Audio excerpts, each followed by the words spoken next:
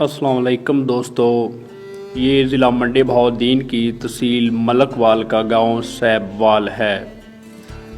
دور حاضر میں یہ گاؤں جتنا جدید ہے، تاریخ میں یہ اتنا ہی قدیم ہے۔ آج سے تقریباً 250 سال پہلے یہاں صرف 2 مسلم خاندان یعنی قاسبی اور سبانہ خاندان رہا کرتے تھے۔ آدھے سے زیادہ یہ گاؤں سبانہ خاندان کی ایک عورت کی ذاتی ملکیت تھا۔ اس دور میں مغرب کی جانب سے ایک لشکر حملہ آور ہوتا تھا جو اس گاؤں سے جانور، غلہ جو ملتا تھا اپنے ساتھ بہا لے جاتا تھا۔ یہ لشکر یہاں کے باسیوں کے لیے وبال جان تھا۔ اس گاؤں سے تقریباً 7 کلومیٹر کے فاصلہ پر ایک گاؤں گھوگا نوالی تھا جو پیر سید وارث شاہ نقوی البخاری کی قیام گاہ تھا، جن کی کرامات کا چرچا اطراف میں پھیلا ہوا تھا۔ سبانہ خاندان سے تعلق رکھنے والی یہ عورت سیب وال، جس کی ذاتی ملکیت تھا، اپنے کرب اور پریشانی کو لے کر پیر سید وارث شاہ نقوی البخاری کے آستانہ پر حاضر خدمت ہوئی اور حملہ آور ہونے والے لشکر کی ساری داستان پیر صاحب کو سنائی۔ پیر صاحب نے جب عورت کی پریشانی اور دکھ کو دیکھا تو اس لشکر کو روکنے کے لیے اپنے پوتے کو سیب وال بھیجنے کا فیصلہ کیا۔ تاریخ میں ان کے نام کے ساتھ اختلاف پایا جاتا ہے، مگر معتبر روایت میں ان کا نام سید سید جلال نقوی البخاری ہے۔ اس عورت کے ساتھ سید سید جلال سیب وال تشریف لائے اور مغربی جانب جہاں سے یہ لشکر حملہ آور ہوتا تھا اس جگہ کو اپنا مسکن بنایا۔ کچھ ہی دنوں بعد جب یہ لشکر پھر حملہ آور ہونے کے لیے سید سید جلال کے مسکن کے پاس پہنچا تو سید سید جلال نے اس لشکر کو روکنے کی کوشش کی تو لشکر کے سردار، جس کے ہاتھ میں نیزہ تھا، اس نیزہ سے سید سید جلال کو مارنے کی دھمکی دی اور لشکر کو آگے بڑھنے کا حکم دیا۔ تو سید سید جلال نے کہا، جاؤ اور یاد رکھنا اگر اسی نیزہ سے تمہاری موت ہوئی تو سمجھ جانا کہ یہ نیزہ تمہیں سید سید جلال نے مارا ہے۔ یہ سن کر لشکر کا سردار اپنے لشکر کے ساتھ لوٹ مار کے لیے آگے بڑھا اور لوٹ مار کرنے کے بعد جب سید سید جلال کے خیمہ کے پاس پہنچا جو سیب وال کی مغربی سرحد پہ تھا، وہاں سرحد کو عبور کرنے کے لیے ایک نالہ عبور کرنا پڑتا تھا، جہاں اس سردار کا گھوڑا بدک گیا اور بے ساختہ وہ نیزہ اس کے ہاتھ سے چھوٹ کر زمین پر نصب ہو گیا۔ یہ سردار گھوڑے سے اس نیزہ پہ گرا اور وہ نیزہ سردار کے سینہ کو چیرتے ہوئے پشت سے پار ہو گیا۔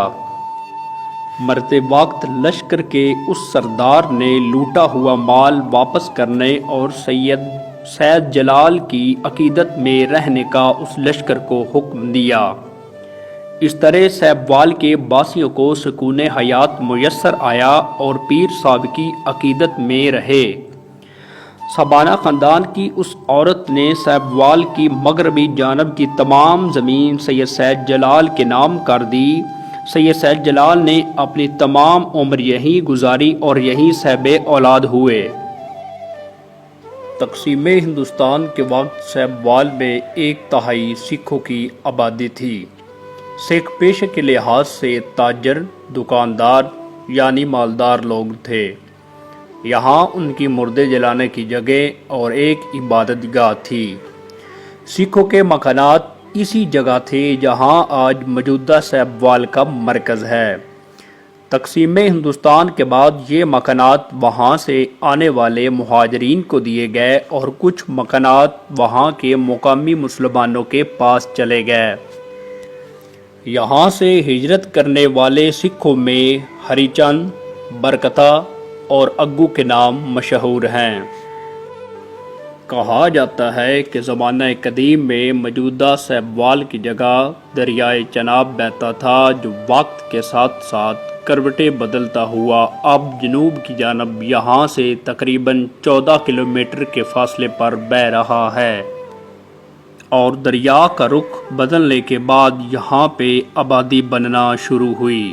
اگر زمانہ حال میں اس گاؤں کا بغور جائزہ لیا جائے تو اس کی ٹبہ نما، ڈھلواندار، ہموار اور ناہموار زمین کو دیکھ کر یہ حقیقت آشکار ہو جاتی ہے کہ یہاں واقعی دریائے چناب بہتا تھا۔ زمانہ قدیم میں مقامی زبان میں اس گاؤں کو ساہوال کہا جاتا تھا۔ موجودہ سیبوال کا کل رقبہ 90 مربع یعنی 2250 ایکڑ اور اس کی کل آبادی تقریباً 10,000 ہے۔ مختلف زمین کی بناوٹ کے لحاظ سے اسے 3 بڑے محلوں میں تقسیم کیا گیا ہے۔ ٹبہ نما، ڈھلواندار اور اونچائی پر ہونے کی وجہ سے ایک محلے کو مقامی زبان میں اتلا لوگ، گہرائی اور ہموار زمین پر ہونے کی وجہ سے دوسرے محلے کو مقامی زبان میں تھلے والا لوگ، جبکہ مشرق کی جانب سورج کے چڑھنے اور ابھرنے کی سمت کی جانب تیسرے محلے کو مقامی زبان میں چڑھدے والا لوگ یا ابھردہ لوگ کہا جاتا ہے۔ سیبوال کے شمال میں نین رانجھا، جنوب میں کوٹ پنڈی والا، مشرق میں جنگ اور مغرب میں بھوجوال واقع ہیں۔ سیبوال میں داخل ہونے کے لیے 6 مختلف سمتوں سے داخلی راستے موجود ہیں۔ اس گاؤں میں 2 مسلک سے تعلق رکھنے والے لوگ یعنی اہل تشیع اور اہل سنت لوگ پائے جاتے ہیں، جن کی تعداد تقریباً برابر ہے۔ اس گاؤں میں اہل تشیع کی 2 امام بارگاہیں اور 2 مساجد، جبکہ اہل سنت کی 3 مساجد اور 1 مدرسہ موجود ہے۔ یہاں کے لوگ مذہبی تہواروں مثلاً عید الفطر، عید الاضحیٰ، عید المیلاد النبی، محرم الحرام اور چیلم امام حسین علیہ السلام بڑی عقیدت و احترام کے ساتھ مناتے ہیں۔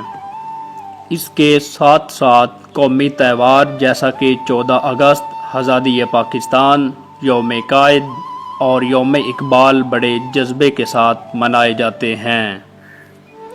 مذہبی اور سیاسی اختلافات سے بالاتر ہو کر یہاں کے لوگوں کے آپس میں معاشی، سماجی اور معاشرتی تعلقات بہت اچھے ہیں۔ اس گاؤں میں سید برادری اور رانجھا برادری کی اکثریت پائی جاتی ہے۔ ان کے علاوہ گوندل، کمہار، ترکھان، کاسبی، موچی، مسلم شیخ، اوان، تیلی اور سبانہ خاندان وغیرہ وغیرہ پائے جاتے ہیں۔ یہ گاؤں قومی اور مذہبی پہچان کے ساتھ ساتھ سیاسی میدان میں اپنی پہچان آپ رکھتا ہے۔ مہمانوں کی آؤبھگت کے لیے دارا کلچر کو بڑی اہمیت حاصل ہے اور مہمانوں کی خوب پذیرائی اور خدمت کی جاتی ہے۔ اس گاؤں میں 4 دربار یعنی دربار باوے شاہ، دربار یار شاہ، دربار پیر معصوم شاہ المعروف جھاڑی والا اور دربار حسومانہ پائے جاتے ہیں۔ جہاں اس گاؤں کی سڑکیں اور گلیاں کشادہ اور کھلی ہیں، وہیں اس گاؤں میں ایک گلی ایسی ہے جہاں 2 آدمیوں کا ایک ساتھ چلنا ممکن نہیں۔ اس گاؤں کی ساری زمین قابل کاشت ہے اور یہاں کی مشہور فصلیں گندم، چاول اور کماد وغیرہ وغیرہ ہیں۔ اس گاؤں میں government primary school, government high school اور گورنمنٹ ایلیمنٹری اسکول موجود ہیں۔ اللہ تعالیٰ کی دی ہوئی تمام نعمتیں اس گاؤں کے پاس موجود ہیں۔ وادی نما یہ گاؤں خوبصورتی میں اپنی مثال آپ ہے۔ اللہ تعالیٰ سے دعا ہے کہ اس گاؤں کو اپنی حفظ و امان میں رکھے اور یہاں کے باشندوں کے اندر پیار، محبت اور امن ہمیشہ قائم و دائم رہیں۔